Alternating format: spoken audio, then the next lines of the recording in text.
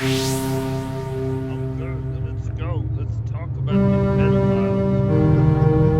the pedophiles. All right. It is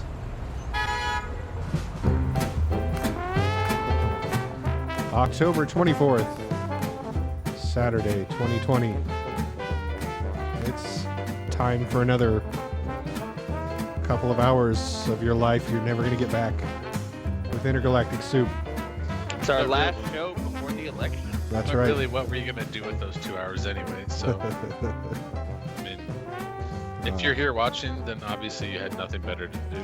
That's right. So, We appreciate it, though, because we have nothing to do as well. We'll join you, and we'll do nothing together. All right.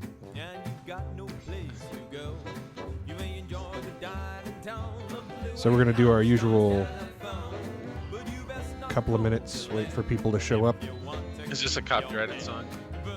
They're all copyrighted songs. Well, not everything's copyrighted. Happy birthday, isn't it? Not anymore. Not anymore. That one dude from Santa Cruz put all his comedy songs in the public domain. What, Hank the Bum? I don't remember his name.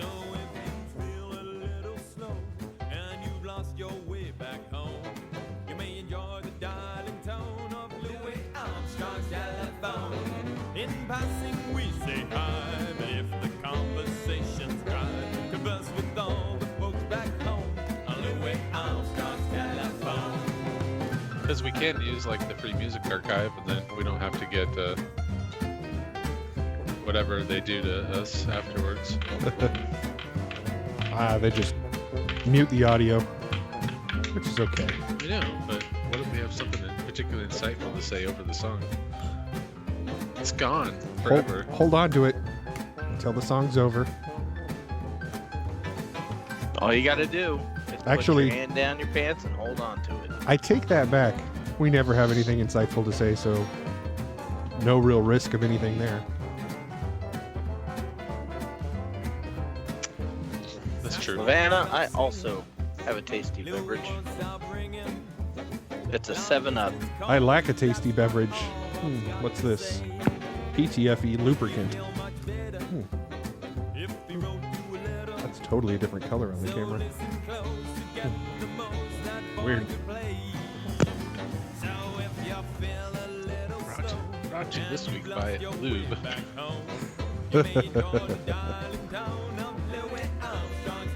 All right. I don't know if you're aware of this, Anthony, but every episode is brought to us by Lube. That's true. I'm gonna have to start checking that box on YouTube when I upload. Yep.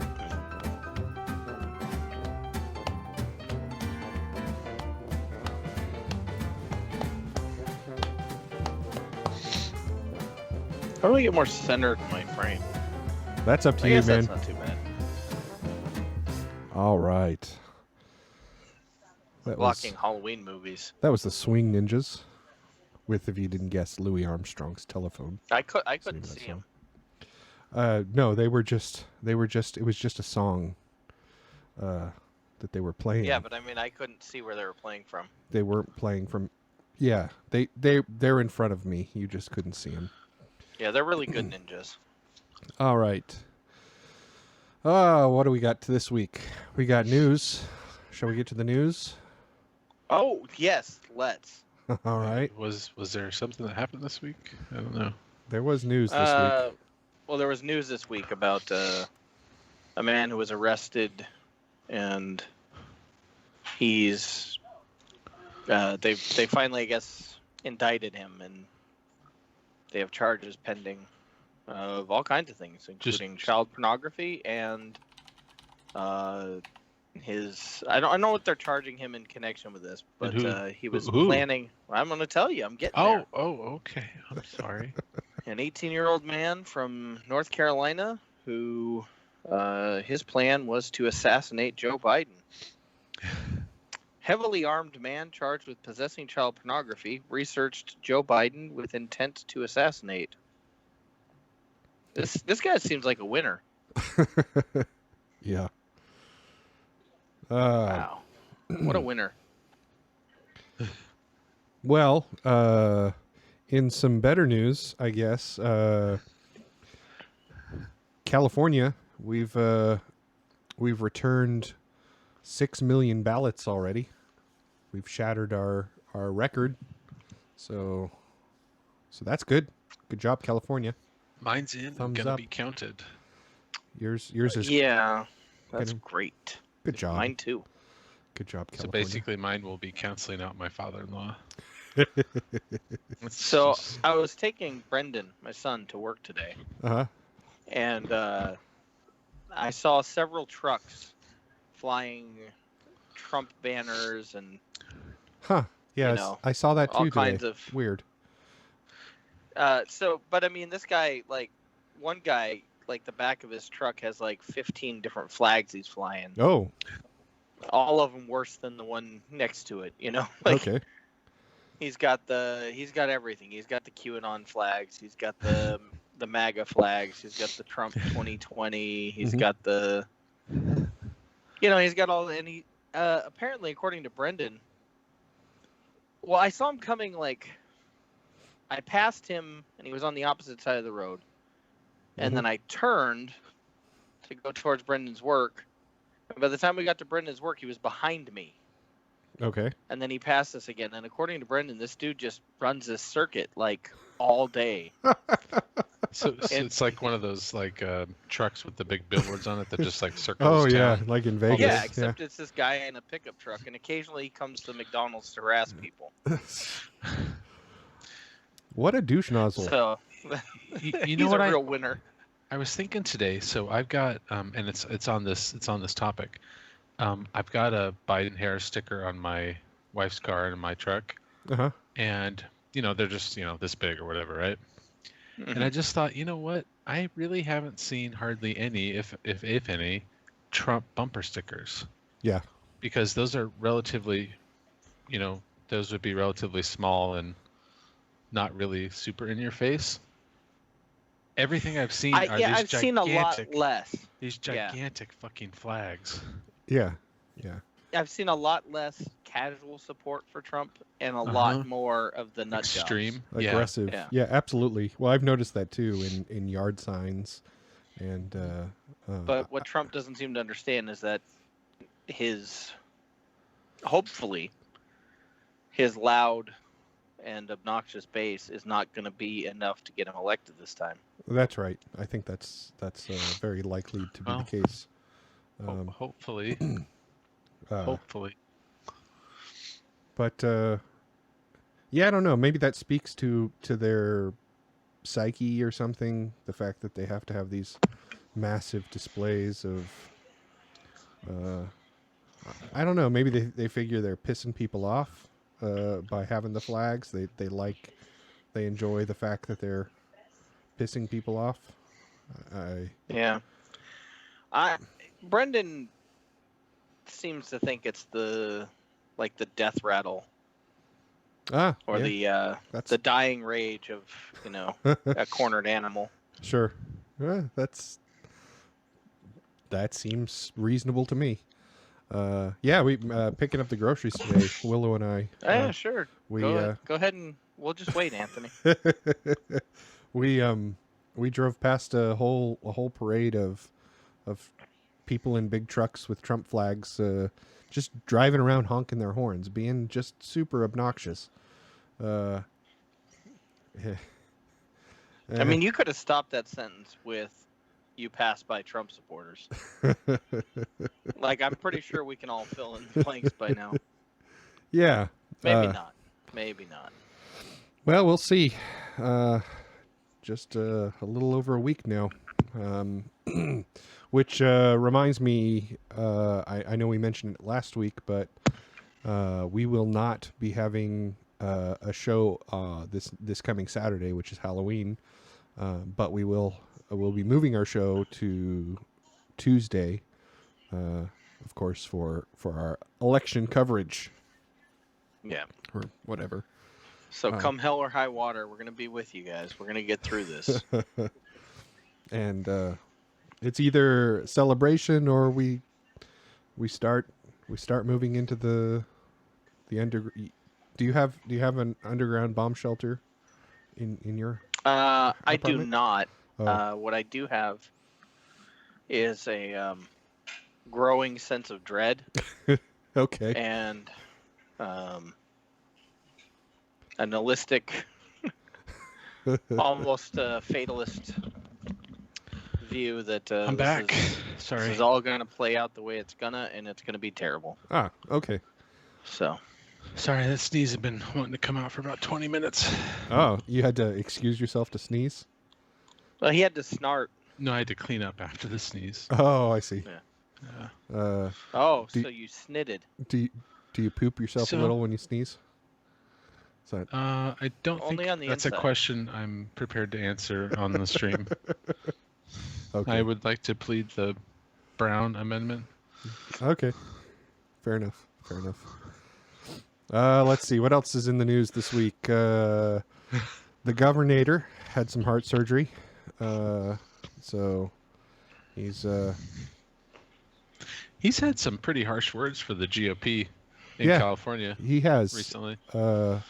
he was So I like to hear. kind of a shit governor, but you know, I have to give him props for being a sane human, because Yeah, I mean, the last 4 years have really put a lot of things in perspective. yeah. You know, yeah. Oh, let's see. Nigeria. You guys been following that? I have. Just a little. Just a little. Yeah. It's a country in Africa. No, I mean the news in Nigeria. Or- Yeah. Well, no, I got an email about it. And Oh, really? the Prince of Nigeria. Uh-huh. Yeah, no, he emailed me and he let me know what's going on, and it's pretty bad. But he's gonna send me some money to get the word out. Uh-huh. The problem is he just needs me to pay the taxes on it. So I've got to I got to prepay him for the taxes on the money he's gonna wire to me. All right. In gift cards, right? Mm-hmm. Yeah. Well, it's the only way you can get him in right now. I mean, it's Yeah, pretty it's true. pretty bad. I should not make light of that, and I apologize. It's actually a very, very bad thing going on there, and those are probably the kindest words I have for it. I have a lot of angry, foul words I could use, but. Well, we're not broadcast know. television. You can use as many foul words as you want. I would, but I don't know. I feel Well, like the kinds of things I'm about to say would poison my soul. So Okay, fair enough.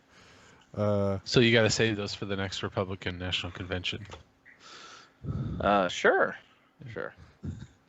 So sorry to be the dumb one, but all I've heard is that there's been protests against police brutality that have gotten pretty intense. Yes. Is that the gist of it? Well, yes, and the government is denying the things I saw on Instagram Live.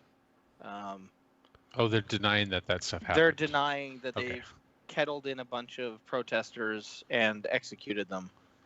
They're denying I mean, what I saw was a bloodbath. Yeah. And it was very upsetting. So, as it should be. Yeah. They're Is that claiming what's on the TV behind you? no, it's probably, let's see, what's on the TV? I'm just kidding. I'm hoping not. is that No. Disney Plus or Like the best, Voodoo. like the best Looks of all like of Voodoo. us. They've been sitting there trying to figure out what to watch for a half hour. yeah. Yeah, that's on demand. Just flipping through. That's all I do anymore is just flip through shit. So I don't I'm actually watch I anything. add a lot of stuff to my list. I'm like, oh my god, I want to watch that. I'm So looking. by the Sorry. I'm looking through the news, and it looks like the the count at the moment is 69 people killed in Nigeria by the police.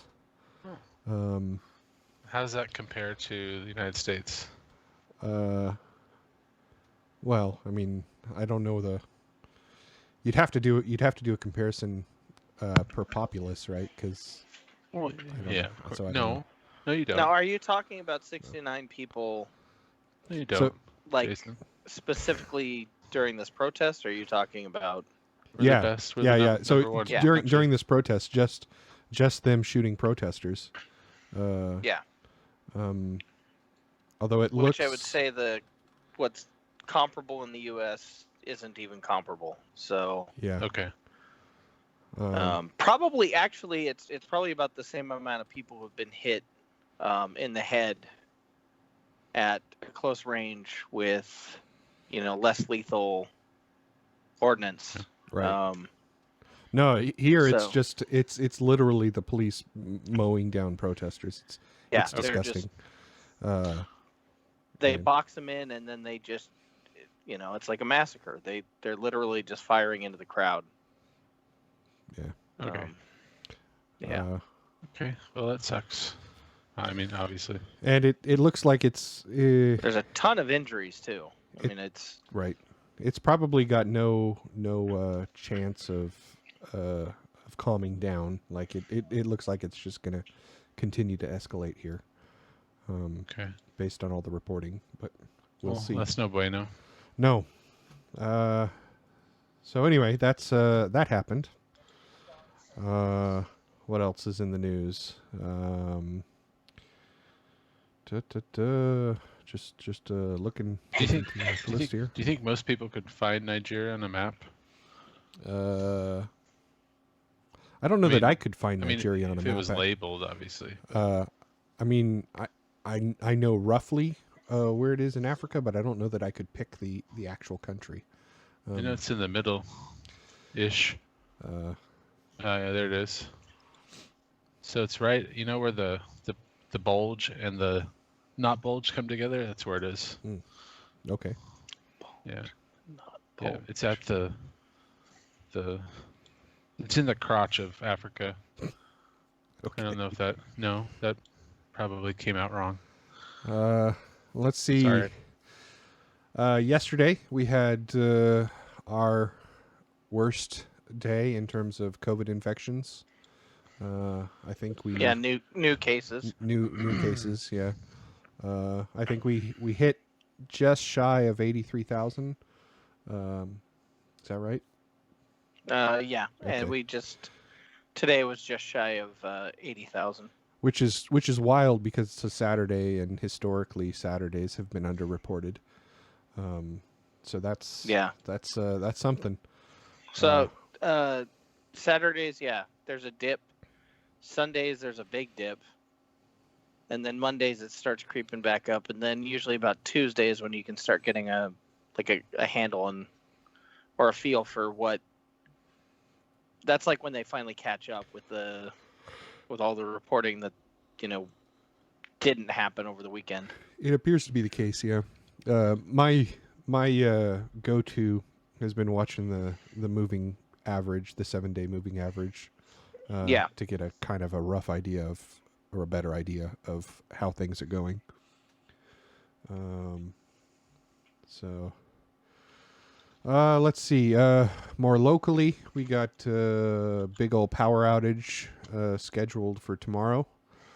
One of those PG&E PSPS. Looks like we're going to lose power here. I know you don't lose power, John, where you are. Are you on the list, Anthony? I didn't even check, honestly. Oh, okay. So hopefully not, but we'll find out here shortly. Although you guys are in the valley, so Yeah. I wouldn't imagine fire danger is nearly as big in the valley. It's not because we're not really forested. Right. We're like the opposite of forested. Less fuel, more We're Trump supporters. deforested. I don't know. Trump supporters seem pretty volatile. Let's see.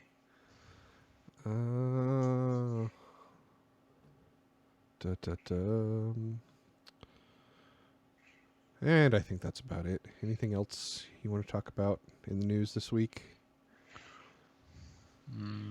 There was an unremarkable debate. Oh, that's right. We It's had the true. debate, which was, I mean, what was interesting? The content on Trump's side was almost exactly the same. Yeah, But he was a little more docile. a little more. I hesitate to use the word respectable or professional, but he was a little bit more normal, I guess. I don't know how to describe it. Well, It's neither of those really, but I heard it described as tonight Trump lied with his inside voice. yes, But- that's a good way of looking at it. So I don't think he had a particularly strong performance one way or the other. I don't think it's going to move the needle one way or the other. No. He kept trying to bring up these baseless Yes. accusations against the Biden family that Right. they don't stick, and there's not enough contextual information when he talks about it outside of the Fox News bubble. Yeah. Like everybody who watches Fox News has been hearing about this nonstop, and they've been hearing like very gross misrepresentations of the situation. But everybody else hasn't been hearing Yeah. constant propaganda about it. So when he says, I don't know, when he says, "Hey, well, what about this and what about that?" and he doesn't give any context. And people are like, "What the fuck's he talking about?" Yeah. Yeah. And all Biden really had to do, and I was hoping that's all he would do, is just say that's a lie, and Right. move on, Yeah. because it's a lie. There's no. I mean, you don't want to give it oxygen, right? As we've said about other things. The one thing I think that Biden said that is probably going to ruffle some feathers is he talks about the transition away from oil and gas, which is obviously something that needs to happen. I mean, it's pretty clearly something that needs to happen, but it's one of those things that I think some people are going to latch onto and go, oh, I might have to get a new job in 25 years. Well, okay, yeah, but you're probably going to get laid off anyway, regardless of what happens, and you're going to probably want to think about retooling for the future if you plan on being working in 20 years or whatever. Sure. Yeah. Oh, you know what happened this week was there's a, I don't know if you guys remember this, but there was a reporter from a very small Eastern European country called Kazakhstan, and he released a very hard-hitting documentary about America about 15 years ago. I'd say even Central Asian. I Republic. wasn't going to bring that up because I figured we'd talk about it at the end. Oh But no! but is it That's news? the lead story. That's Or is it? Well, what's news about it is that Media he was consumption. released. He was released from prison because he's been languishing in a oh my god. prison for the last 15 years for releasing that movie. Yeah. He was And an American sensation, and he had been in a prison all these years, and we didn't even know. Typical American, narcissism or whatever. Didn't. Okay, but seriously, Jinky. what'd you guys think of the Borat movie?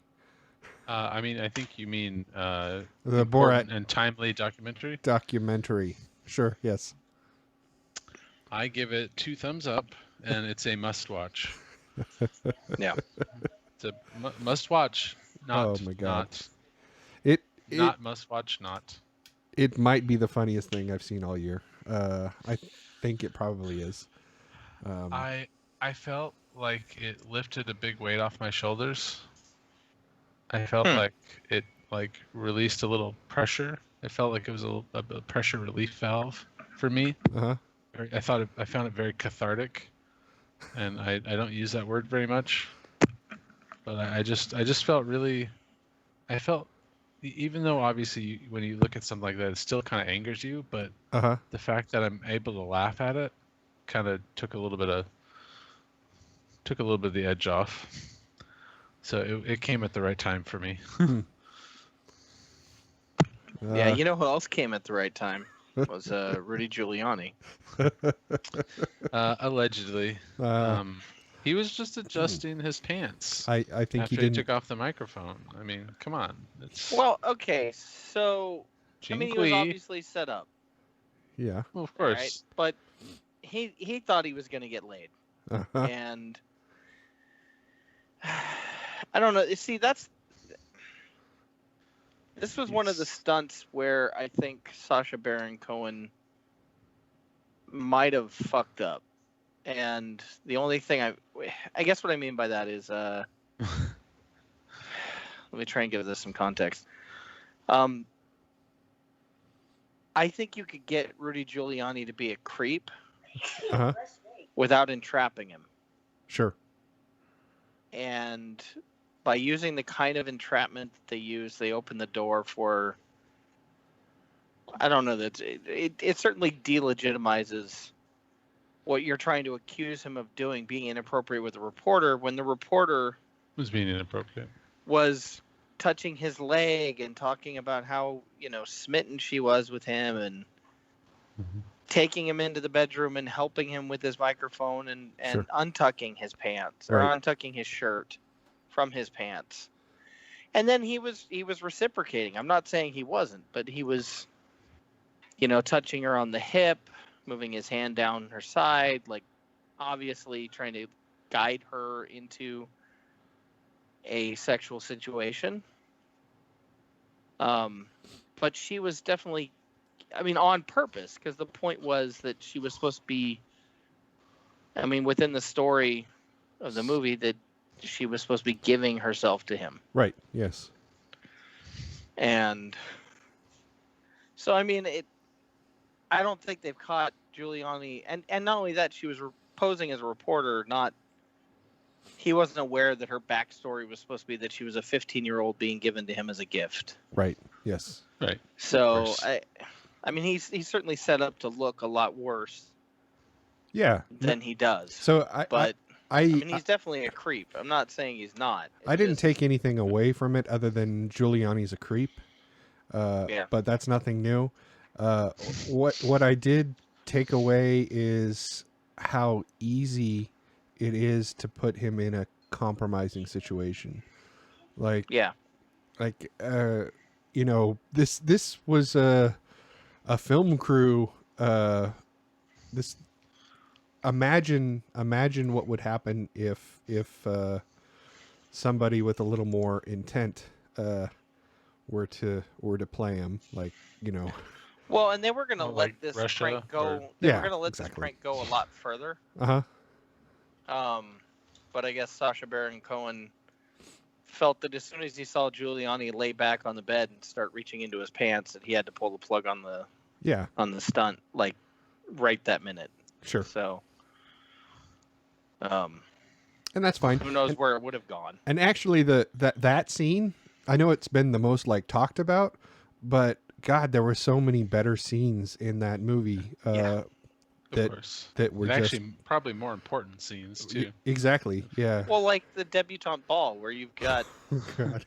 men on camera talking about how in the South they love Pretty women. pretty young girls like that, and Yeah. to have a daughter like that, that's almost like it's a bargaining chip, or like, Right.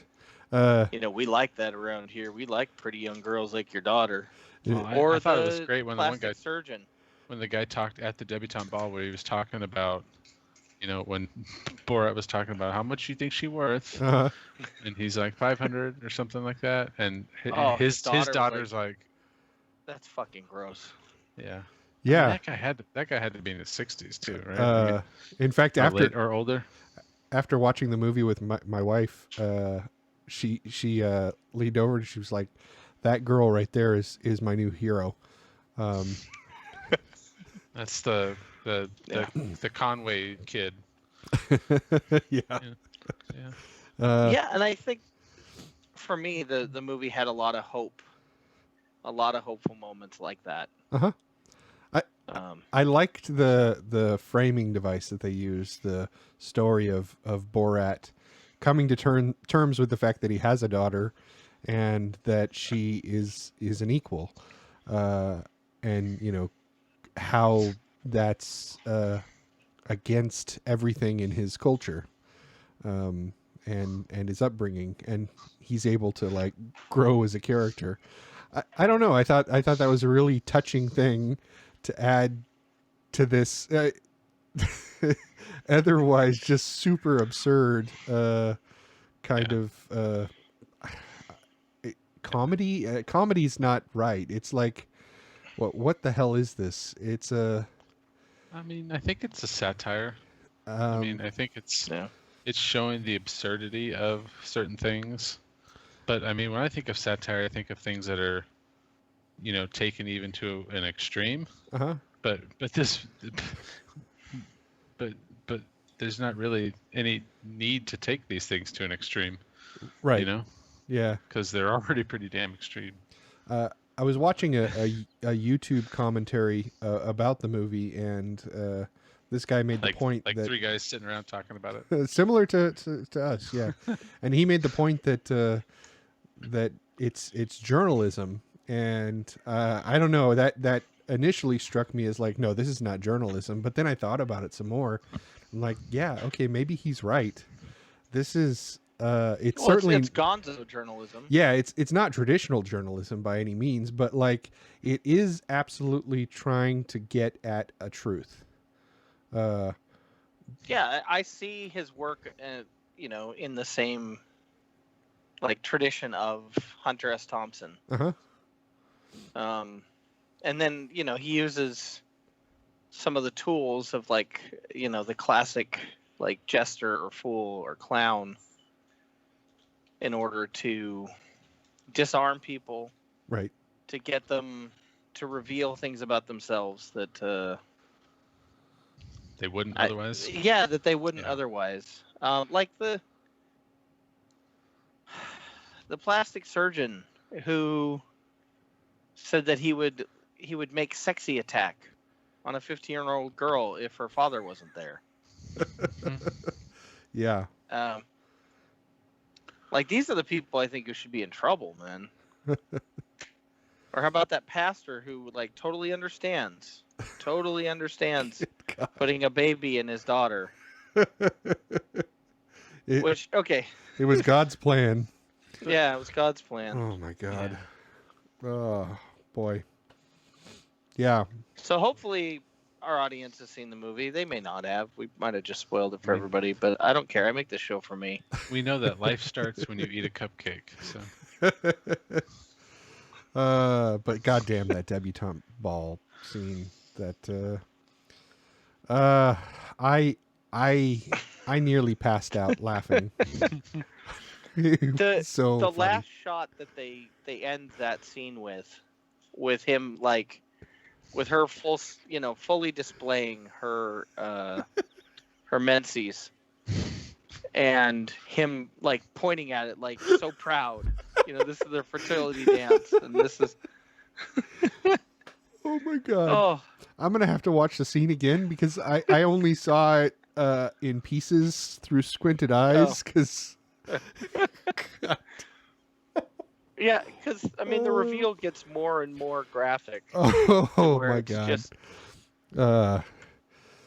So no, this is we're talking about Borat 2. The debutante ball is a scene in that movie. Yeah, it's on Amazon Prime. Watch it, and you need to watch it. Yeah, just watch it. You need to watch it. It's brilliant. Yeah. You. And the woman playing Borat's daughter is just as fearless as Sacha Baron Cohen is. Mm-hmm. Extremely talented. Yeah.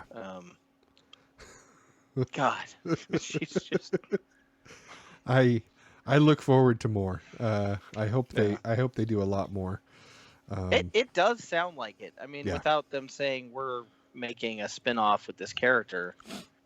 You know, some of the interviews that they've been doing they've talked about other things they filmed in the in between filming the movie and releasing it, and I hope we see that in a project somewhere.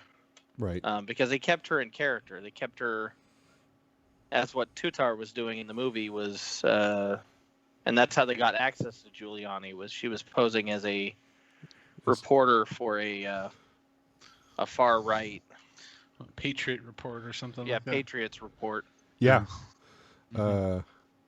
Which is brilliant.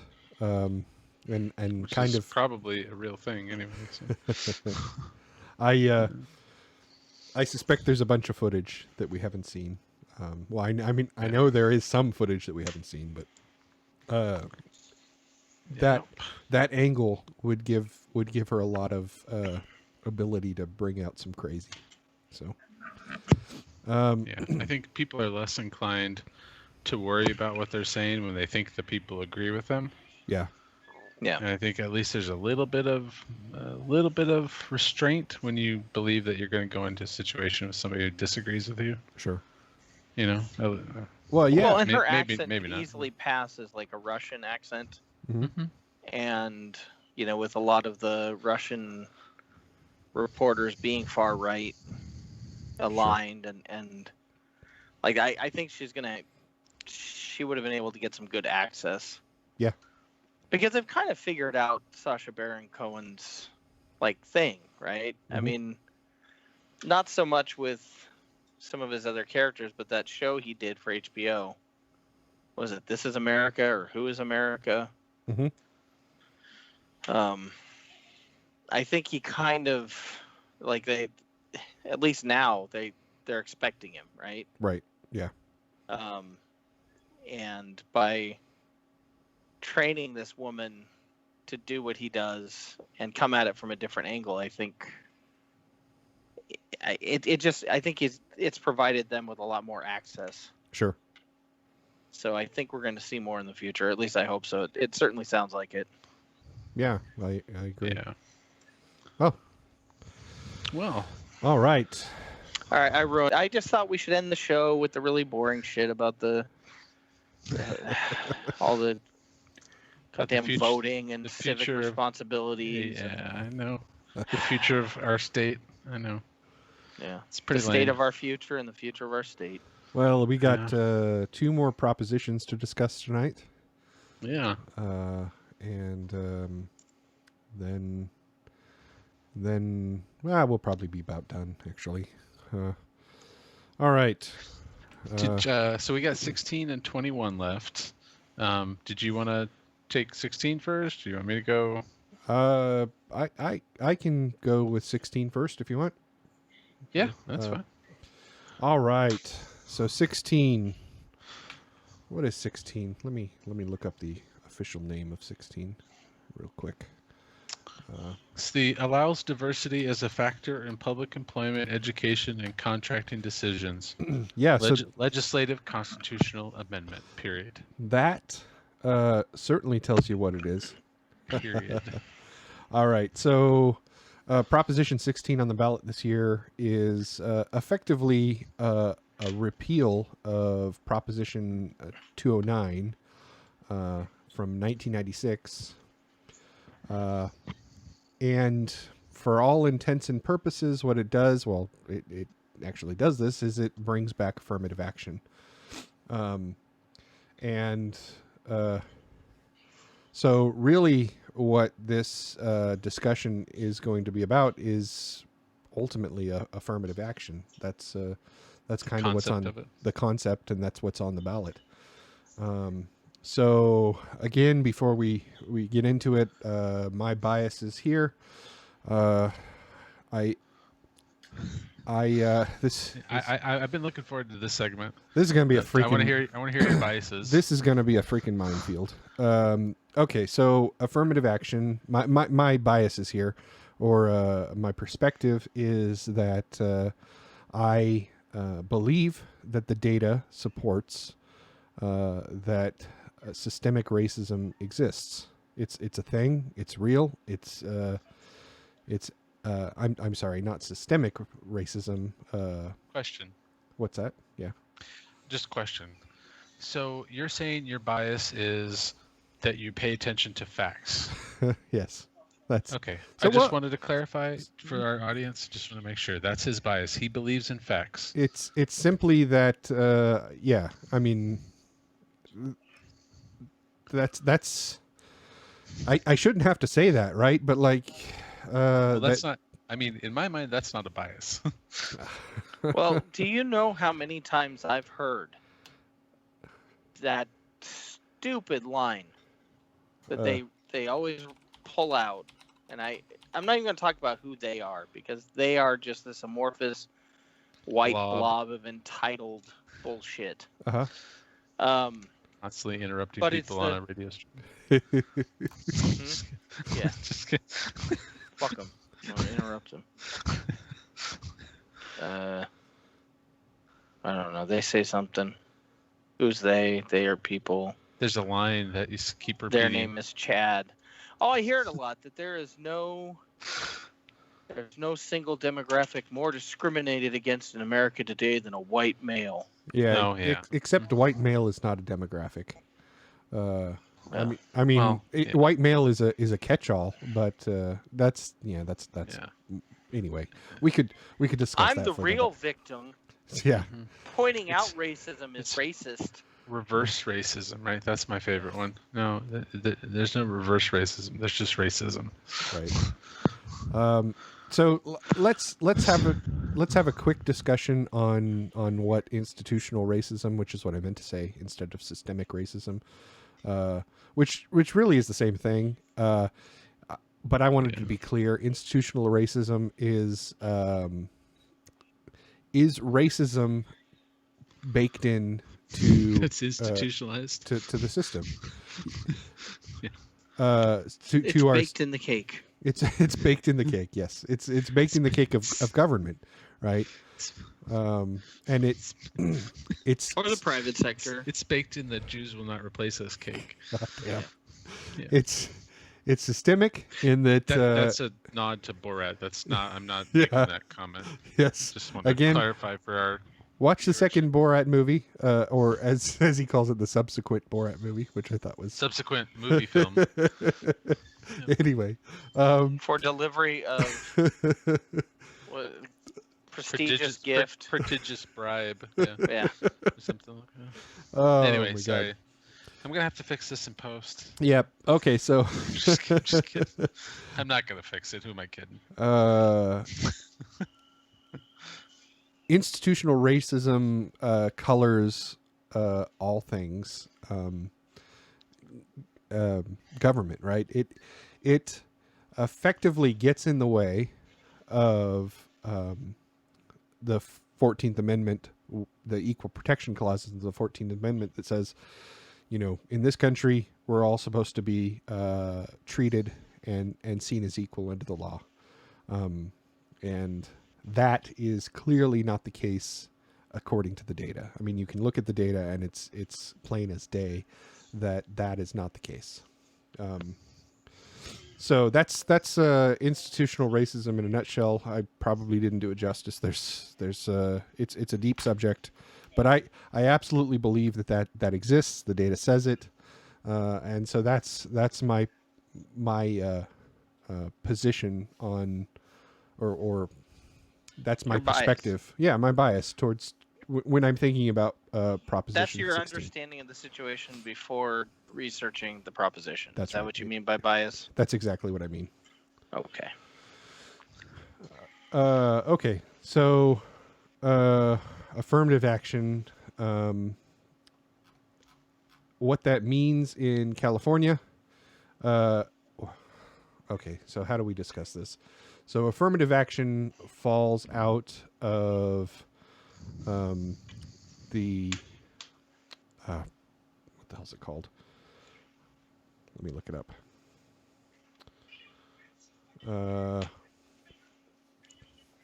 Look at my notes here. Right. So affirmative action effectively falls out of the Civil Rights Act, 1964. Right. And that ultimately ends up as a bunch of court cases The big one being a Supreme Court case called Grutter v. Bullinger. And in that case, they heard an argument for student admission into school based on underrepresented minority groups. Mm-hmm. And that court case effectively upheld the action of affirmative action, as long as it's not the only criteria for determining whether somebody is Admitted. admitted to the school. Right. Sorry. I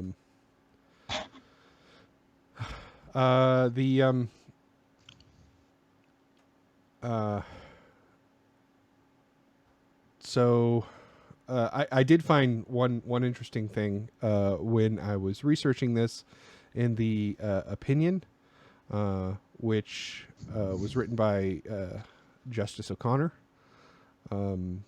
She writes, let's see, what is it? That was the majority opinion. This was the majority opinion, yes.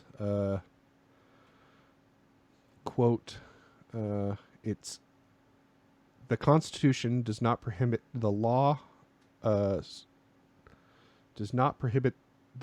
schools' narrowly tailored use of race in admissions decisions to further a compelling interest in obtaining the educational benefits that flow from a diverse student body. And later on, which was interesting, she said, the court expects, that the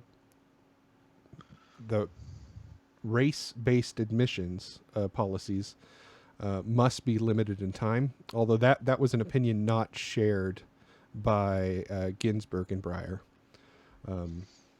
But she said that, O'Connor said that the court expects that 25 years from now, the use of racial preferences will no longer be necessary to further the interest approved today.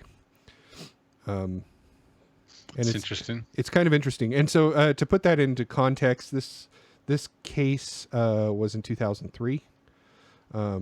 So by that time, California had already repealed, I'm sorry, not repealed, but California had already amended their constitution, the California Constitution, to prohibit affirmative action. So we didn't actually get that chance, right? So we didn't get that 25 years because California, along with a few other states, prohibits affirmative action based on at least two states I know of that are constitutional amendments to the state.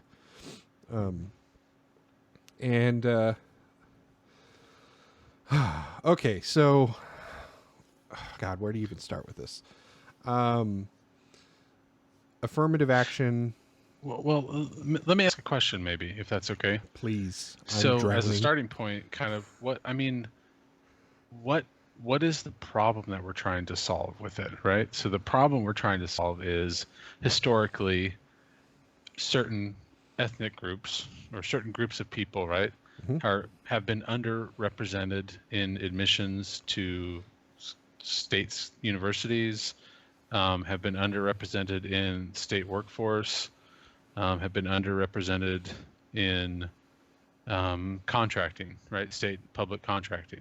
That's right. Right, and that's what this is particularly, right? This isn't necessarily a solve systemic racism, right, or even solve institutional racism, but it's trying to give these historically disadvantaged groups a more level playing field, right? So it's not really trying to necessarily give, just say, okay, everybody I'm hiring for the next 5 years is going to be, a minority or whatever. It's trying to give these historically disadvantaged groups a little bit more of a fair shot, if you will. Right. Because we know that systemic racism has long-term impacts on these groups. Yeah. And it's not just a point in time. That's right.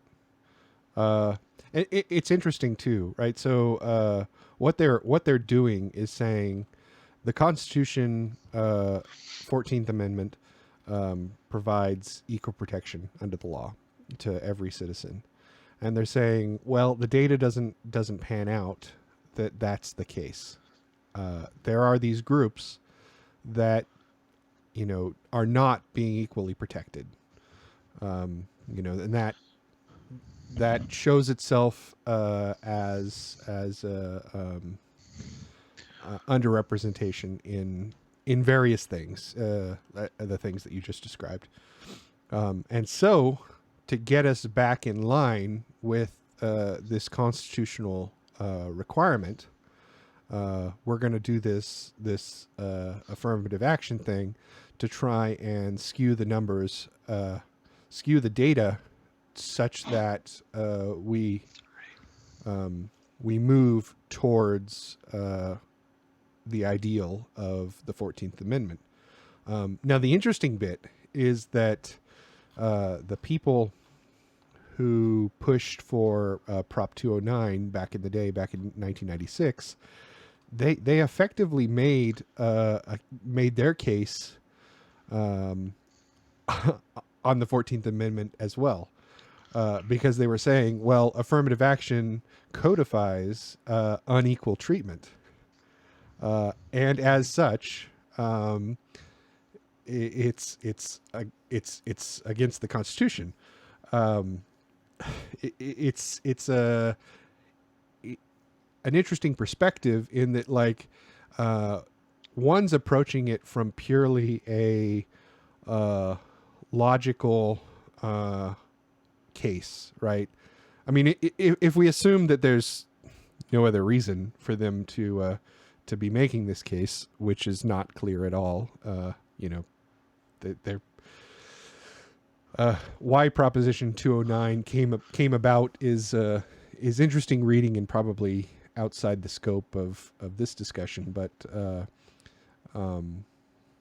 if we assume that they have no other reasons, that it's purely a straight law argument, then they're sort of arguing from this purely like conceptual point of view. Like, well, I think they're arguing from a purely legal standpoint, right? Exactly, right? So not the law as it's applied, but just the law, right? And the other side is arguing and saying, well, when you actually when the rubber meets the road and you apply the law to people, this inequity falls out of that. And so because of that, we need some sort of feedback into the system to try and skew things back to equality. And so it's interesting that you have the two sides using the 14th Amendment to make their cases for exactly the same reason. And who's right? Well, I mean, if you throw out all the other reasons and just purely like look at it from a legal perspective, I don't know. I think they both make a reasonable case. But at the end of the day, the law exists for the benefit of people. Like, the law is not just a thing in and of itself. It serves the people. And so if it's not serving the people as intended, then you absolutely have to make adjustments.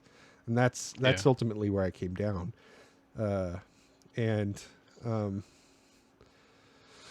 So I ultimately decided, because I voted already, but so I decided to vote yes on this. And I saw some flaws with it. There's some issues I have with doing it, in that like it could absolutely backfire. And you do this thing because you're trying to fix a problem, but you can cause all these unintended consequences. And are the unintended consequences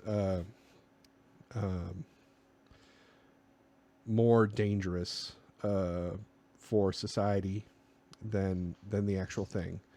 And by that I mean further driving a wedge between people, right? That's the unintended consequence that could fall out of this, because you or maybe an intended consequence on the other way too. Who knows? what I don't know. You think? Well, I mean, on the other side of the argument, I should say, Uh-huh. that stuff like this can drive a wedge between people, and maybe for some groups of people that isn't that horrible of a thing. Ah, I see. Yeah, I'm not like accusing anyone of that, but I'm just saying it's very it possible. does happen. It does happen. Absolutely. And like I said, read into the origins of Prop 209, and you'll find some shady shit that's like not shady.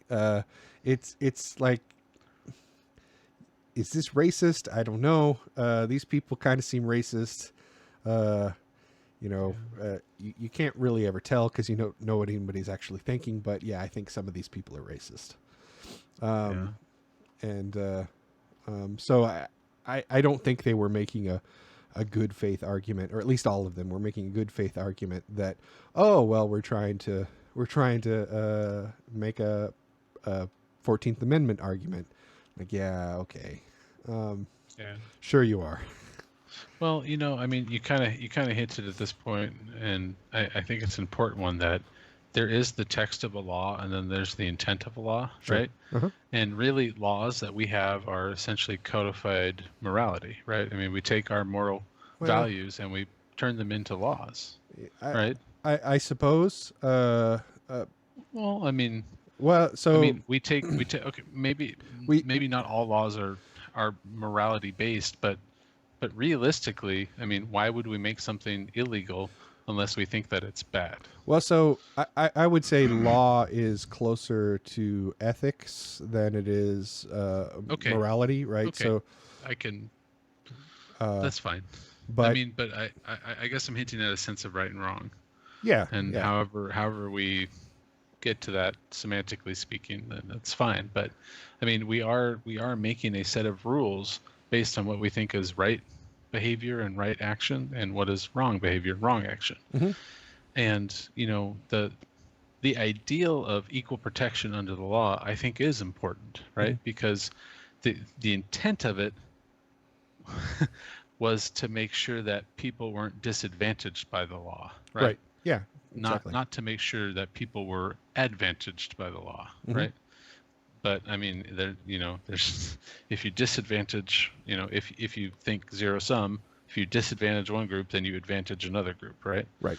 And I think that this is one of those ones that's difficult to wrap your head around. It's difficult even to talk about, because it's very fraught, right? There's a lot of negative, things that could come out of the discussion on this one. But I think that the issue with systemic and institutional racism is, it's acknowledging that it exists, is understanding that groups of people have had advantage their entire life, right? So when it comes to, you think of things like university admission, you think of state jobs, state contracts, these are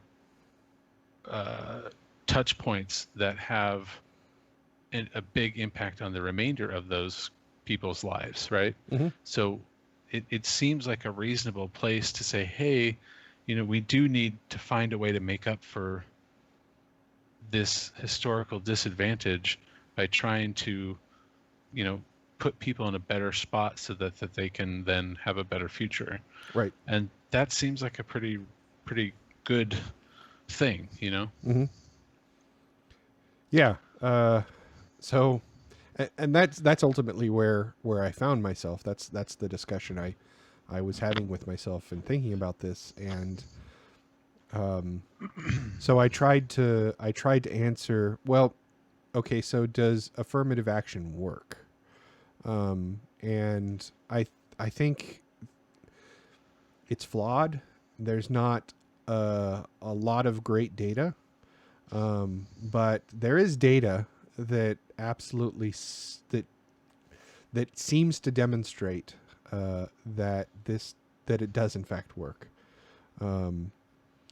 or that I shouldn't say that it works. Well, so it works insofar as it looks like it moves to cure the inequity, but does it work to solve institutional racism? That's harder. That's harder to gauge. But just by looking at the numbers in, for instance, pre 96 versus post 96 in terms of student admissions and different racial groups, you definitely saw a decrease in California once Prop 209 came about. And you know, is it pure cause and effect? I don't know. That's a hard thing to gauge, but I personally decided to vote for it because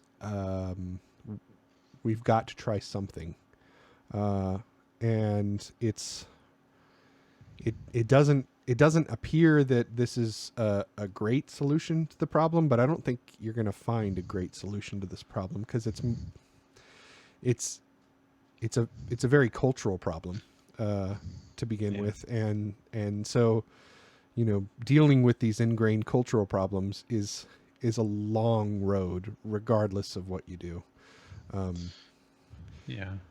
Well, you look back at American history and you see that these cultural problems eventually became, you know, legal issues, right? Sure. I mean, we look at the right of women to vote. We look at the Civil Rights Act. A lot of these different, you know, a lot of the progress we've made has been legal. Yeah. Right. But I think you can't necessarily make the argument that, okay, so the U.S. allowed women to vote, suffrage, right? So,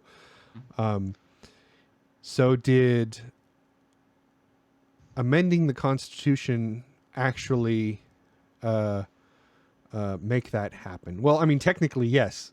Amending the Constitution did make that happen because it wouldn't have happened without that. But did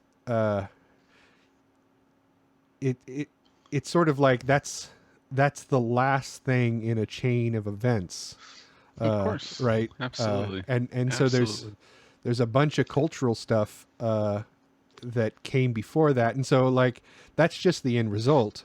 That But also there's also cultural stuff that comes after it too. Yeah. Right. Yeah. I mean, don't. Yes, there's a lot that leads up to that point Right. too. But the act of passing a law like that, or the Civil Rights Act, that also helps. It's a step. Move things forward too. Yeah. Yeah, absolutely. It's an important step, I think. Yeah, absolutely. But it's a step in a group of steps. I agree. And I think I agree a lot. I agree a lot with you on this topic because we know that it's probably not enough, and we know that maybe it's not the greatest solution, or it's only a piece of a greater package of solutions. But, you know, to me, that's enough to put me over the, you know, to put my needle over on the yes side going, hey, we do need to do something. Yeah. And yeah, maybe this is not the perfect solution to that problem, but it seems like it's better than doing nothing. Right. That's You know, that's effectively where I fell on this. Yeah. Another thought experiment not experiment, but thought question I posed to myself was, okay, let's say this does pass, and let's say sometime in the future I'm in a position where I'm uh, in a bid to get a job or access to school or whatever with a disadvantaged minority, someone from a disadvantaged minority. Would I be okay with me not getting that to I don't want to say losing that opportunity or whatever, But losing out, but yeah, right? and ultimately, I think I am,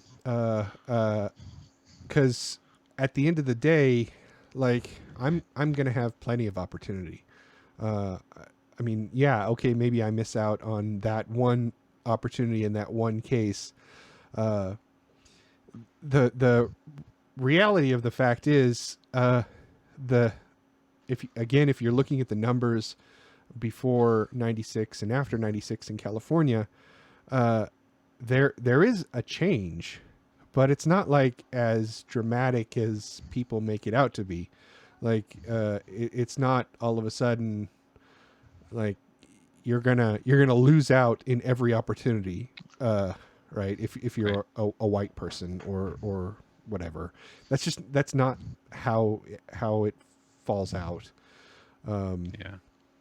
And so I think what that means is that yes, we have pushed things to hopefully be just a little bit more equitable, and it's a step in that direction. And I don't know, I kind of agree with Justice O'Connor in this, in that yeah, hopefully sometime in the future it's no longer necessary, right? Because what you're doing is you're making this small change, and then people incorporate that into their worldview, and then over time you've modified culture, and so the law no longer has to force anybody's hand. I think that's overly optimistic on this issue. Well, because if you look at the history just of the Voting Rights Act, right? Sure. And you look at the issues that we're still having, getting Yeah. people to be able to cast their ballot and being able to do it in a manner that's, commensurate with other people and other groups in other parts of their state or whatever. That's You see that there's still a problem. We still have a problem absolutely when it a comes to fair voting point. rights. Yeah. And I think that, again, that something like this is not going to solve the problem, but I think that it kind of helps make up for a little bit of the existing problem, and helps move things move the needle a little bit more. And that seems to be a good thing, What we can't do is just, put our fingers in our ears and say, this doesn't exist. Nah. Yeah. Or even worse, saying that this is exactly what we're talking about when we talk about racism. Yeah.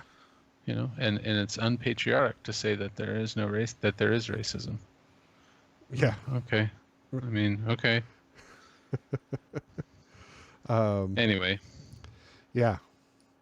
So that's effectively where I am on this issue.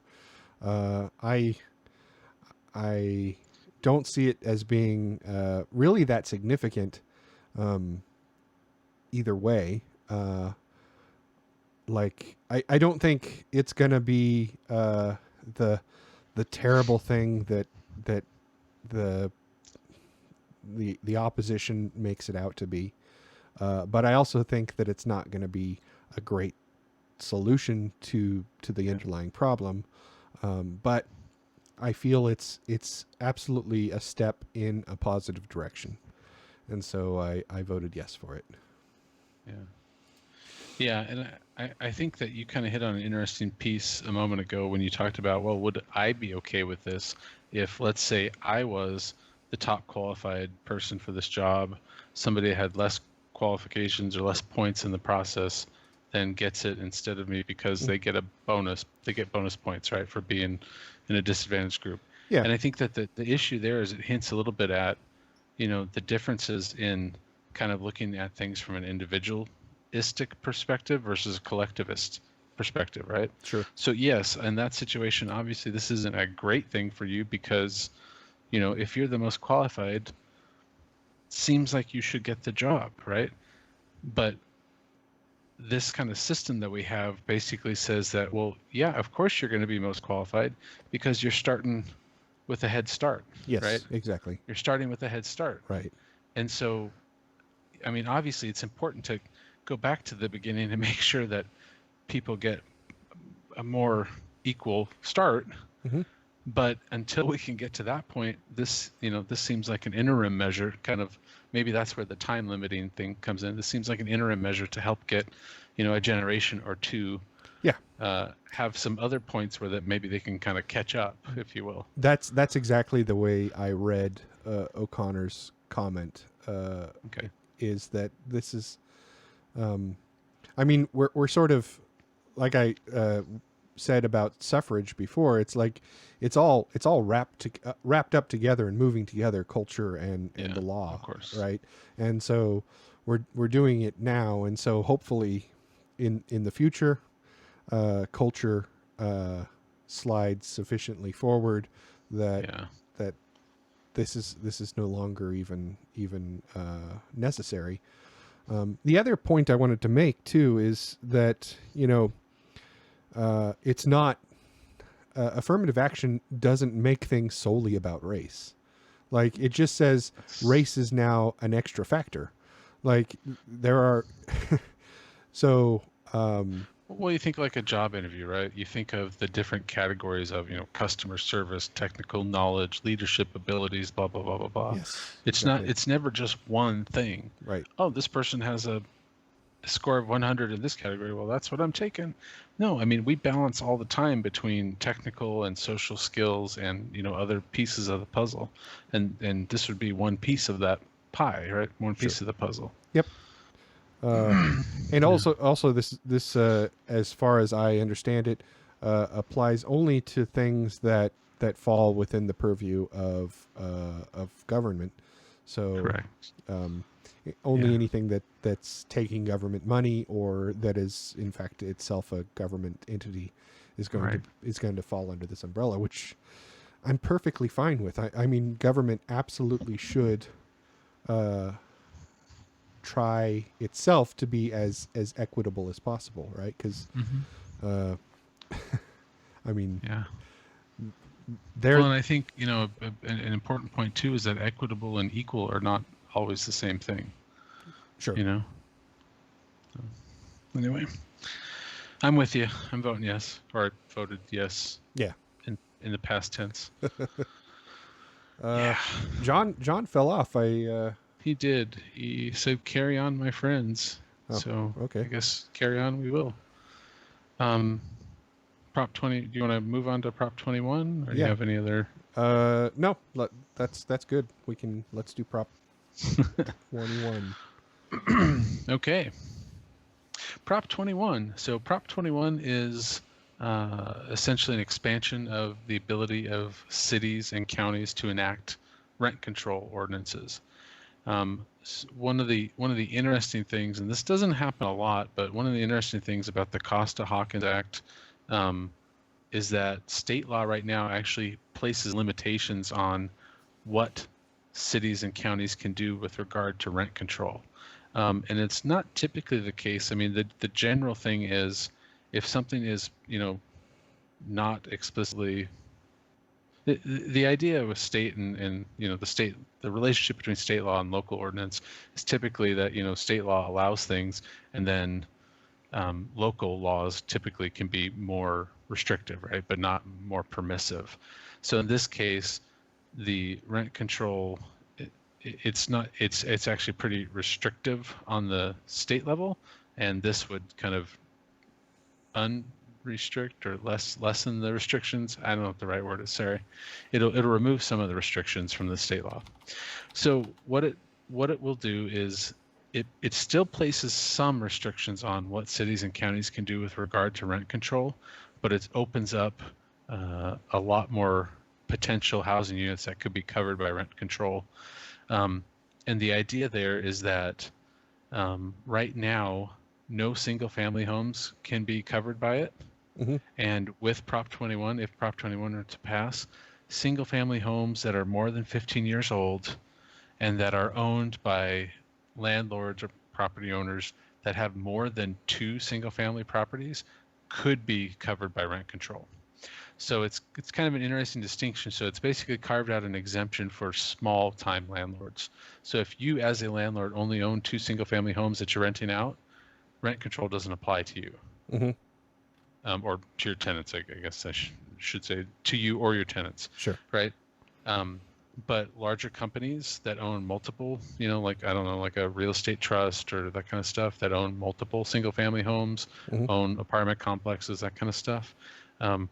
Local agencies could actually enact rent control ordinances that would apply to those things. So the current standard for length, so anything built after February 1995 cannot have rent control restrictions on it. If this Prop 21 passes, anything that's more than 15 years old can have rent control. So that would allow a lot more properties to, kind of be rent controlled right now, and then more properties to come in as they age, right? Sure. And then there's one kind of interesting thing in Prop 21 will actually. So right now, if somebody moves out of a property and a new tenant moves in, there are no restrictions allowed on how much the rent price can change from person A to person B or family A to family B. Right. So one thing that Prop 21 will do that's kind of interesting is that even when somebody moves out of a property and then somebody else moves in, the landlord can only increase the rent by up to 15% for the first 3 years. So there is a cap on how much it can go up from person A to person B, right? Which is kind of interesting. To me a pretty big change from the current system, where if somebody moves out and somebody new moves in, you could charge them whatever you want. Sure. So I guess before I get too much into the discussion part of it, so that's what it'll do. I guess I should probably take a page from you and give a little bit of my bias. One of the things that I'm a little biased towards is I don't believe personally that rental housing should be a source of significant profit for property owners, because to me, housing is a basic human necessity. And so that's kind of one of my biases, right? I think basic human necessities really shouldn't be where people look to make extreme amounts of profit. That's just, I just don't think it's correct. So the groups that are opposing this have collected over $83 million, and the 3 or 4 of the largest donors are all, of course, basically rental housing companies, right? There's also apartments associations and those kind of, landlord associations, business associations, that kind of stuff. But a couple of the really big ones are Equity Residential at 11 million, Essex Property Trust at 11.9 million, and Avalon Bay Communities at 8.8 million. And the best I can tell, they're all large landowners, essentially, Sure. landlords, right? So they own lots of property. The main group by far that's supporting this is actually the AIDS Healthcare Foundation, with $40 million contributed out of 40.2 million. So it's pretty much all AIDS Healthcare Foundation, which is, I mean, it's neat to see that somebody's supporting this, but at the same time, I'm really kind of stuck on, I don't understand why the AIDS Healthcare Foundation is supporting a rent control or change. I mean, based on what I'm seeing, it's a good thing, as far as trying to keep people's rent from going up too quickly, too dramatically and too quickly. But I'm at a loss, logically speaking, on what the connection point is. I wonder if it's, partially historical, right? Because there was a period of time when people with AIDS were heavily discriminated against in terms of housing, and but I don't know the rent control connection. But the other side of that is perhaps it's just you know, and I think John made this point earlier, was that it would sure suck to be homeless and also have AIDS, right? Absolutely. But absolutely. you're you're right. It doesn't seem like it's a. This doesn't seem to be a clear connection. The first group that I would guess as being funding it, but yeah. I don't know. I think where the money comes from. It's interesting to know on any of these propositions. It's really interesting to know where the money comes from, because that it provides a certain context. But for me, I don't necessarily use that as a way to judge the thing, right? Like, Sure. Yeah.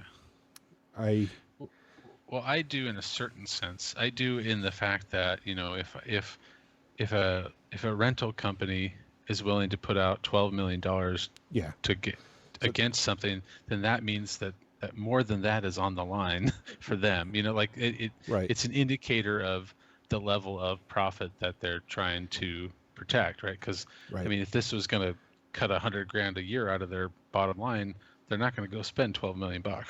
That's a fair point. Yeah.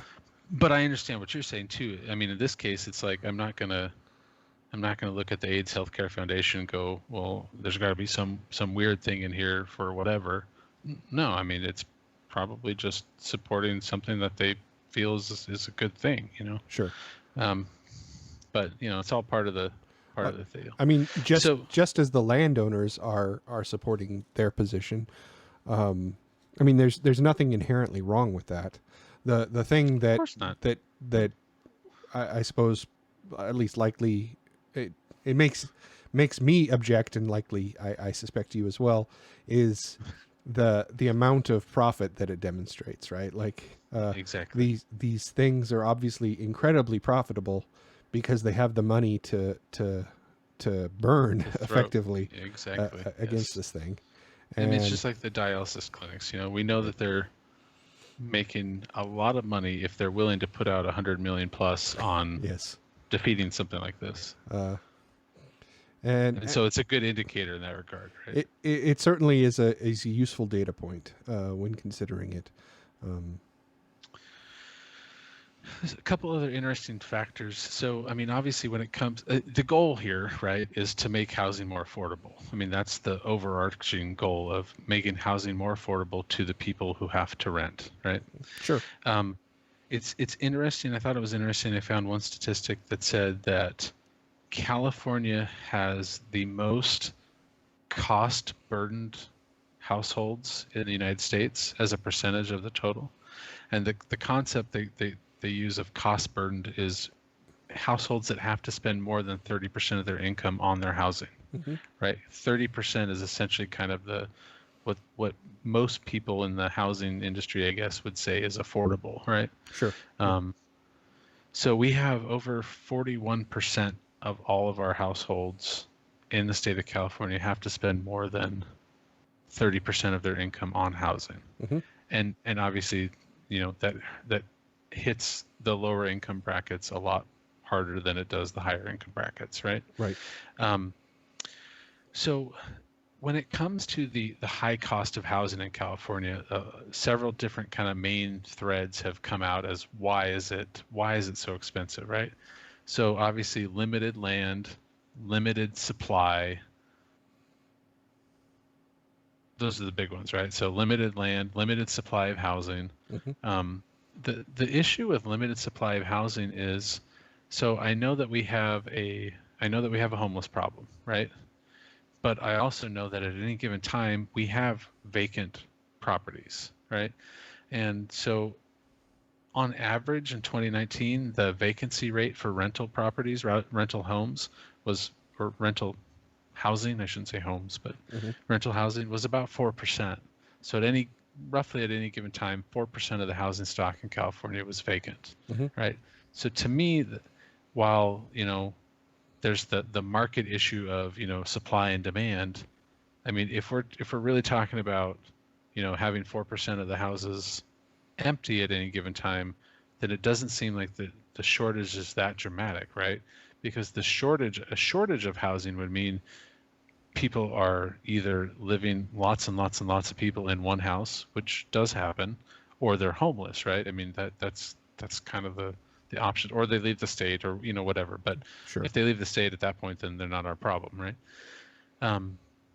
So it's one that I have a difficulty. Like I get the concept of, the cost of stuff goes up as the supply goes down and the demand goes up, right? I mean, that's kind of that's the one of those basic things in capitalism that apparently explains why people get ripped off for things. But having some level and a reason. I mean, I know 4% is maybe not a big number, but it's only about, I think the national average is like 5 or 5.5% vacancy rate. So it's definitely lower, but it's not like the 20% the rest of it, and it's 0.5% here or something. Well, so a couple of things that come to mind. So I'm sure part of that problem is that it's not 4% isotropically. It's not 4% spread evenly across the state, right? Not. Absolutely not. And so I assume there's pockets of areas where Absolutely. there's just not enough, and there's pockets of areas where there's frankly a glut of available Absolutely. housing. And you're correct, of course. I mean, you're correct. I'm oversimplifying in that regard, but at the same time, I mean, to say that a shortage of housing is the problem of, I mean, it's keeping people from getting housing. Right. That I don't know if that's necessarily true. Well, so getting affordable housing, I would say probably, yeah. Yeah. So that's the other point that you brought up, and that you brought up supply and demand, and how market should dictate the price of housing, and how that's all supposed to work. Which I don't necessarily think it should. Yeah, right. But like that's your understanding of how it should work, supply and demand, and the market setting the price and all of that, and that assumes that every player in the system is rational, and I don't think that that's necessarily the case either. Right. So I think most people are not rational. I'm irrational at times, for sure. Not in my experience. Yes. So I think what you end up with is a certain irrationality in market pricing that potentially keep housing prices inflated. That there may be people who would be willing to continue to keep their housing empty because they feel that, for instance, dropping the price might bring a certain type of person or whatever, and so that right. So there's more to the equation than just the market setting the price. That's the only point I was trying to make. Absolutely, and you're totally correct on that. And I think that this is one of those situations where there's a ton of factors that go into this thing, right? But if we go with the capitalist market view, if suddenly we allow people or prevent people from making the profit that they want to make on these things, then the opponents say, well, then we're gonna make the problem worse, because now people aren't going to be building rental housing. I mean, maybe that's true. I don't know, but I would say that if you make less profit per unit, then you're going to want to build more units to try to make up the loss on a per unit basis, right? Mm-hmm. I mean, if you have a drive-through restaurant, I mean, if you're making less per food item, well, then maybe you want to open a second one or a third one, right? I mean, that's a perfectly reasonable thought process, right? I mean, that's a difference between a mom and pop shop and an Amazon, right? Is the volume, right? Yes. So as you increase the volume, you can accept a smaller rate of return on individual pieces. Right? Yeah, except with a lot of things like this, they don't scale the way that you expect, right? Like, so when you're down at the bottom and you're producing something for X dollars, and you think, okay, well, if I can just, and more importantly, you're producing something with X profit, and you think, okay, well, if I can just spin this up, and let's say spin it up 3 orders of magnitude in terms of get my demand up that high, so that I can make that, and it's going to eat into my profit to do that, but I'll make it up in the volume. But to get to that point, I need to progress through the middle, and often what you'll find is that the middle becomes way less lucrative than either end, right? Sure. And so to make it through the middle, you have to have deep pockets, in effect, right? You have to say, okay, we're willing to take a loss for some period of time until we get to the future, point where volume increases enough that we're now profitable again. Right. And like people that have $84 million to blow on ads, right? That's right. Yeah. Um, No, and I agree with you, and I'm just kind of thinking out loud about some of the arguments against it, right? Yeah. So the argument against it is, well, if people aren't going to make a bunch of money on it, then they're not going to do it, and if they're not going to do it, then the problem's going to get even worse because there's going to be even fewer houses built, and well, maybe, but if you think about people or companies that build houses, right, or develop housing, I mean, they're still going to do that, right?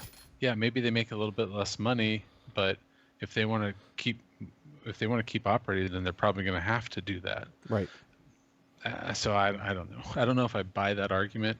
I mean, I understand it from the purely capitalist sense, is that, well, if you can't make money in this market, then you're going to go somewhere else. You're going to either do something else, or you're going to go build housing in Nevada or wherever. Sure. And okay, I mean, I can appreciate that, but maybe it's true, maybe it's not. I don't really know, to be honest. Yeah. And I don't like people threatening to stop Uber and Lyft if we don't pass their proposition, right? I don't like this threat of, everything's going to crumble if we do this. Right. Maybe, but I think historically things have shown that people adapt.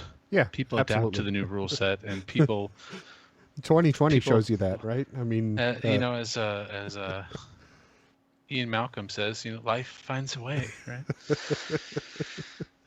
So this is a tough one, because I mean, it's not really a tough one for me, because I just say, yeah, fuck the landlords, let's do the rent control, right? But there is something to the argument that there may be less housing built in the future because of something like this. But at the same time, the nature of this proposition is to allow all the cities and counties to make the decisions on what's good for that area, right? And I think that I think that there will be there'll be a chilling effect on going too far with rent control, because then the town next door to you will be a more lucrative market for the developers to build the stuff. And right, and if you talk about two towns right next to each other, and one says, well, you can only do this with rent control, and this one says, well, there's just only a few real minor provisions, they're probably going to develop in that town. I mean, well, and what that actually sets up is closer to a real market, right? Where where you would have competition. And so each group or each city could compete with each other. So, now that sometimes can end up being a race to the bottom, right? Yeah, of course it can. Yeah, we see people fighting over. We see cities. I shouldn't say people. Cities fighting over strip malls or outlet malls or big sales tax generators. Right. They do these really stupid deals where they basically give back some of the sales tax to the companies. Yes. Right. But because they've convinced themselves that it's better to get 50% of something than 0% of nothing, right? And so it's kind of a race to the bottom, which I mean is kind of capitalism in a nutshell. But um, I don't know.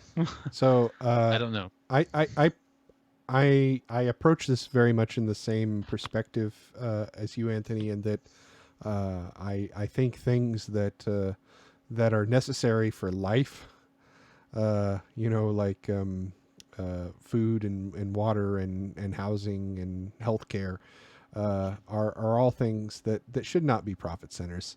I think okay, maybe they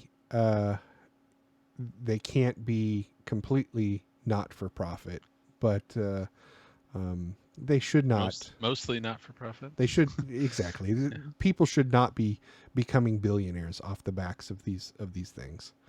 Yeah. That's it. Just shouldn't happen. Well, I think as long. I mean, I don't even care how much actual profit they make. I just care that there's something that helps ensure that people are able to afford it, right? I mean, people should be able to afford this stuff. Well, I don't care what the actual like percentage or any of that stuff is, but I do care that whatever it is, it's fair. You know what I mean? So I would argue though that if you have a billionaire or somebody becoming a billionaire off the back of let's say housing, for instance, then they are overcharging for that thing. Sure, or they own 100 million units. I mean, I don't believe we should have billionaires at all. So I mean, I'm not like I'm not really arguing with you here. But, fair point.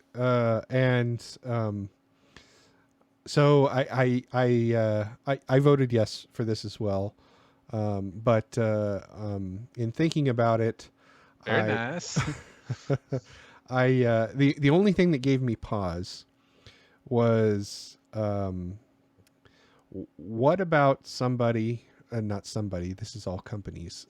So let's say you have a company who invests in property, not invest, they build a bunch of property 15 years ago. And so now they're falling under this rent control thing.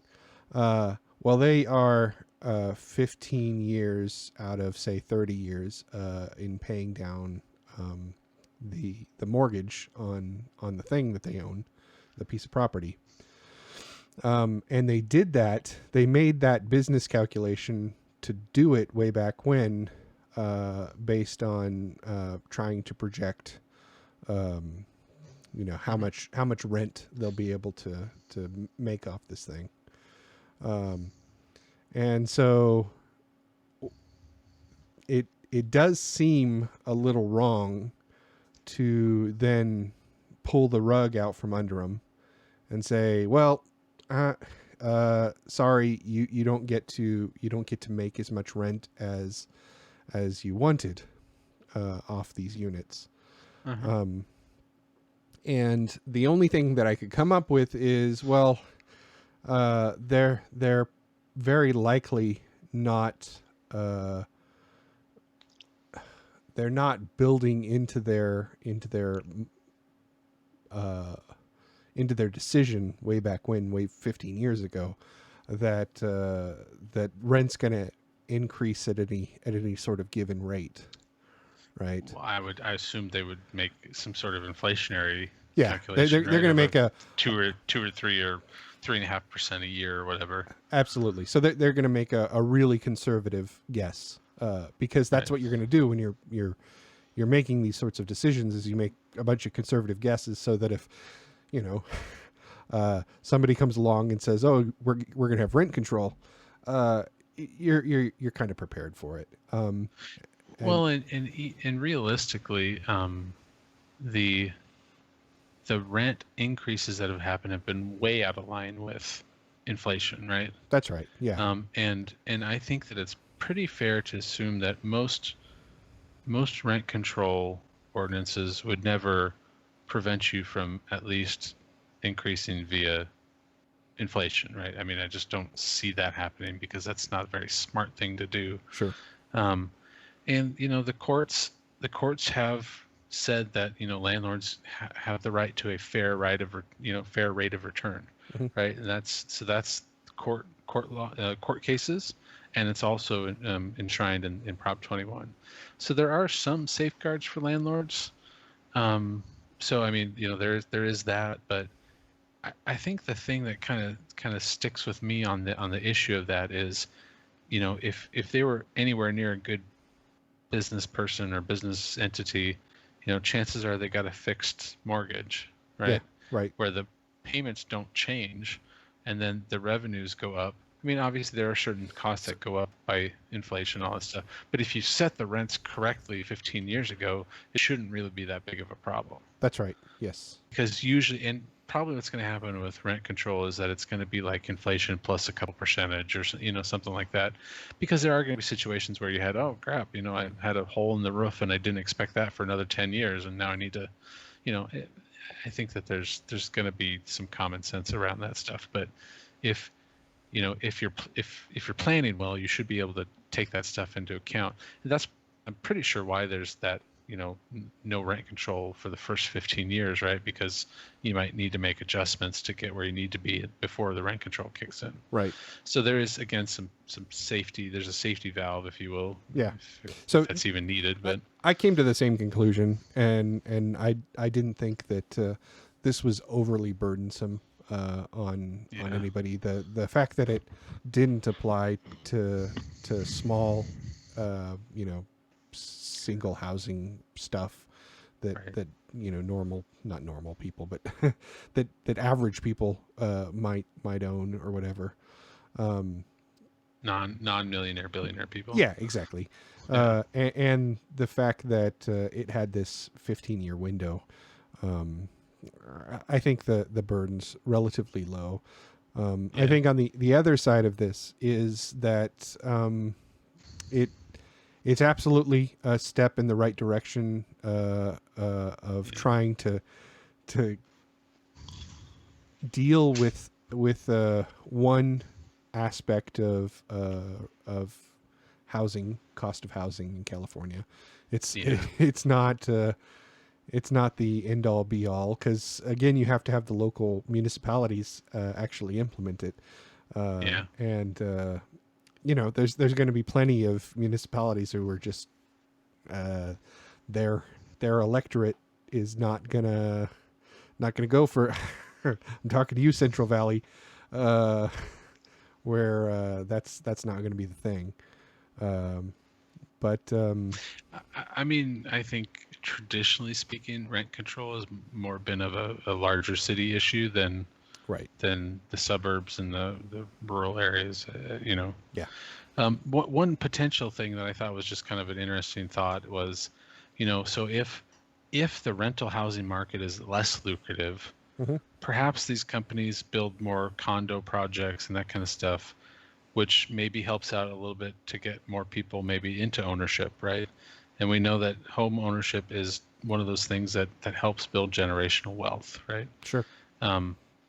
Maybe that's positive to come out of this. If that's, I mean, I think a lot of it's probably just scare tactics and trying to protect as much profit as possible for the for the large landlords. But maybe there are some other unintended, or maybe there's some other potential benefits too. So anyway, I'll leave it at that because I think we've chatted enough about it. Yeah. I've talked about it. At least I have. I'm sorry. That's okay. It's So Prop 21, thumbs up. Thumbs up. Right. All right. Cool. All right. So that concludes all 12 propositions. We've now covered all 12 of them on this show. So it'll probably be 2 years before we have to cover more propositions. So you can all enjoy your break from this.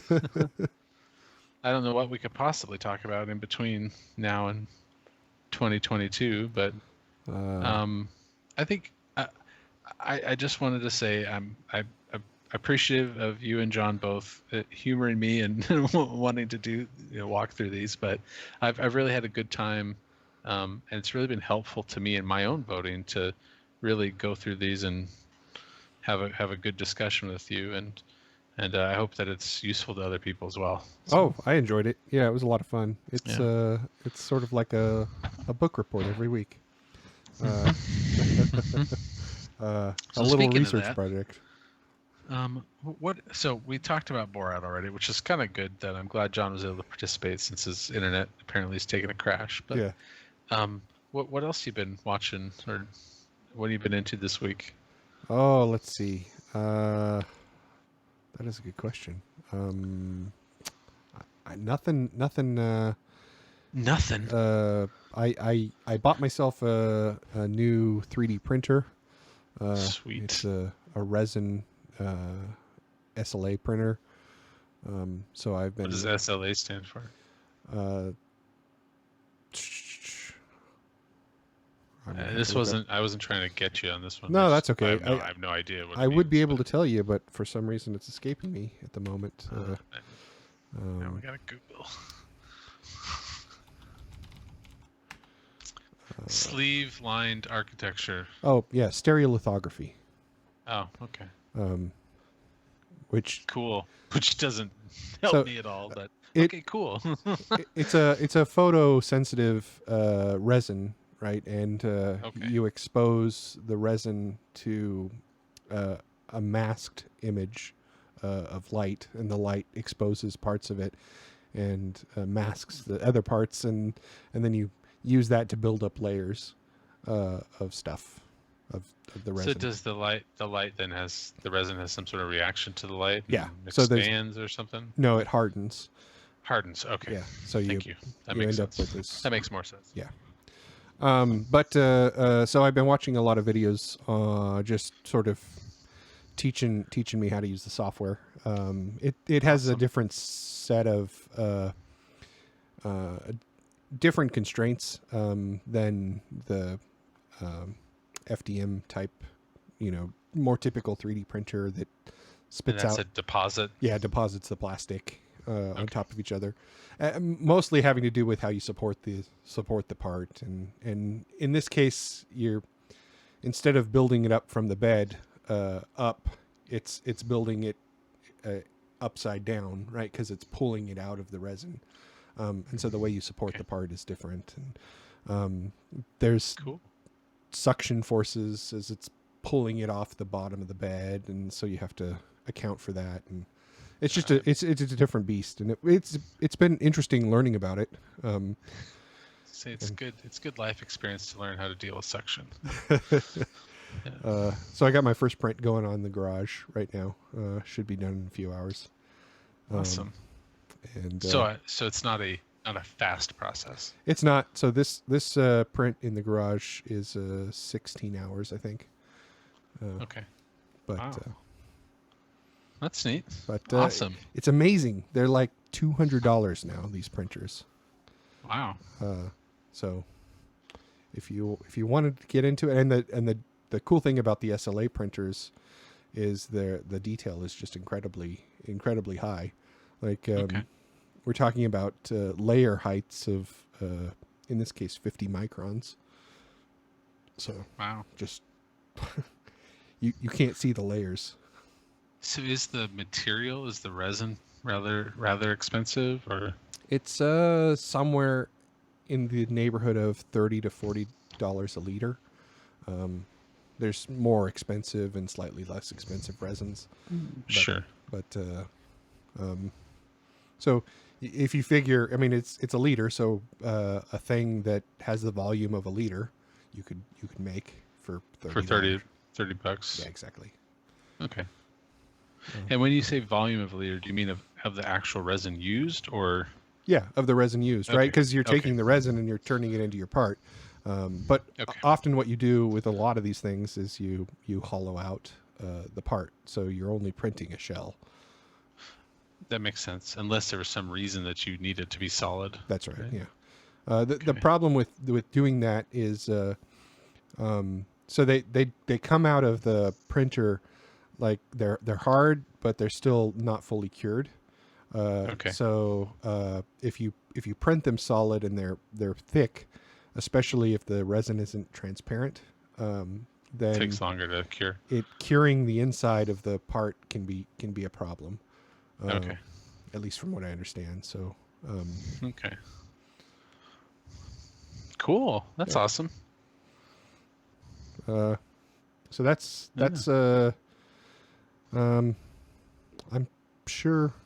I think I've told you about this YouTube channel that I watch called Thought Slime, which is pretty good. He has a video once a week that I enjoy, and very often. So he does this cool thing. He's become kind of successful in terms of YouTube, like it's his full-time job now. And his topics, he's a crypto anarchist. No, that's not right. He's some sort of anarchist, which was interesting. Is I didn't really know a lot about the anarchist movement until I started watching him, and then subsequently reading about it. And I find myself very interested in some of the ideas. But regardless, he So you're a proto-anarchist. I don't know if I'd go that far, but there's absolutely some useful, for me, useful concepts there that would be fun to explore. But Some interesting ways to use your 3D printer, I'm sure. but I found he does this thing in his show where he picks and he has people send him emails from small, as he calls it, small leftist projects, and he picks one every week and does a little blurb about it in his show. And so he drives a bunch of traffic to these new shows, and cool. I don't know. I thought that was just a really cool way to sort of give back to the community and sort of lift up the other guy. So if we ever make it big, we should do the same thing where we kind of pay it forward. That's interesting because I was actually thinking we should submit our name to perhaps, yeah. I But guess I would probably say that the bent of this show is a little bit to the left of center. I would say so, yeah. With such memorable quotes as "fuck the landlords" and "I don't care about profit." But he had a video this week, or a channel this week of video. I think I sent it to you, and it was I probably didn't watch it then. That's okay. It was an interesting exploration in that dirty job guy, Mike Rowe, yeah. And he has a really curious philosophy, and it was a whole video thesis on why Mike Rowe is full of shit, and it was really, really well done. And I hadn't really thought about Mike Rowe all that much, but it was interesting to watch. So I'd recommend it. It's like half an hour long, but I watched approximately a minute of it and I got distracted. Oh, okay. But I will return to it. I plan on, because because I've worked in public works and water and wastewater for quite a while now, and he's one of the few people that has actually been on television, like talking about it. Sure. So I'm interested, definitely interested to see it. So his show versus where he is Sure. philosophically are very different. Oh, sure. No, I'm just saying I'm familiar with his work as okay. far as the show because of that connection, Right. But yeah, no, yeah. Where he is philosophically is weird. He takes a we should all just stop whining and be happy little workers kind of bent. Yeah. And it's like, okay, that's a really simplistic view of It's a shitty view. Yeah, well, and that was the point of this video, and ultimately it is a shitty view, but like it's just, yeah, have a watch of the video. Absolutely. Absolutely. Yeah. So another show. Wow, we did it. Oh, well, I'm gonna talk about what I've been watching. Oh yeah, I'm sorry. But Oh if you want to cut me off, that's no, fine. no, no, You no. can, I mean, you've got the control board. You can Well, do whatever you want. why don't we ask John? John, what are you watching? Oh, he's being perfectly still.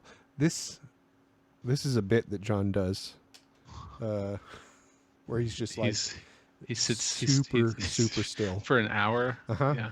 He can He's go pretty good. he can go like an hour without blinking his eyes. He just did it. Yeah. Anyway, So I I'm sorry. watched on your recommendation. I watched Bill and Ted Face the Music, Uh huh. and unfortunately, I was not that impressed. Oh. I thought there was. I mean, it was fun, I guess. I don't know. I couldn't get into it really. I watched it. I forced myself to watch the whole thing. I did think that they did a pretty good job with the daughters, and I thought that they did a really good job of kind of reflecting the personalities of the fathers. Uh huh. I thought that was kind of neat. But yeah, I just wasn't a real big fan. Oh. A movie I did watch this week that I really enjoyed was the Aaron Sorkin's The Trial of the Chicago Seven on Netflix. I really enjoyed that. I thought it was well done. Aaron Sorkin is a brilliant dialogue writer. I think Absolutely. he just does. You know, I think I would love to see a version of Star Wars where he wrote the dialogue. I think it would be pretty neat. But it's a very timely movie too, even though it was about protests that happened in the 70s against the Vietnam War. I think it's got a lot to say about today's environment. I was just really impressed. It was well done. Another Sacha Baron Cohen appearance in that movie. He's one of the seven. And I'd really recommend it if you have Netflix and you have a couple hours. I'd really recommend it. So that's it. All right. That's it. I'm done. I'm out. Oh, another thing I've been watching. I've been following this guy on YouTube. Because that's what that's Following all. him around. That's all I. No. Is his name Bo by any chance? Yeah. I love Bo. No. The name of the channel is Ghost Town Living, and it's this guy who, along with I think one or two other friends, bought a ghost mining town in Nevada called Cerro Gordo. And at the beginning of the year, he decided to move up there, and so he's been living alone in this ghost town for like 7 months now, and posting these videos of him just doing all kinds of things. At one point, they're fixing up the ghost town in the hopes that it'll be a tourist destination. And at one point, the hotel that they had fixed up burns down. And it's super That sucks. super sad. This historic hotel that's been there. I mean, this is like a mining town from I think mid 1800s. Yeah, it's silver and gold. Silver, right? Silver Rush. Yeah, that came after the California Gold Rush. Right.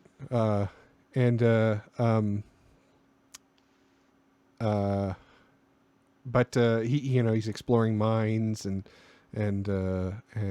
whatnot. It's really kind of interesting to watch his journey, getting this place going. I'm definitely someday gonna have to go for a visit because it looks really interesting. It's apparently right on the edge of Death Valley, and so the views that he shows are just phenomenal. Looking over Death Valley. Awesome. Sorry, it's past my bedtime. Ah, yeah. Well, cool. Well, I guess thanks to everybody for watching. Thanks for joining us. So no show next week, right? Correct. No show We're not gonna- on Saturday, and then we're going to have a show on Tuesday. I don't know that we've picked a time, but I guess the polls close here at 6, right? No, they close at 9. Yeah, I was gonna say it's later. Uh, And plus, I really can't do much till about 8:30. Okay.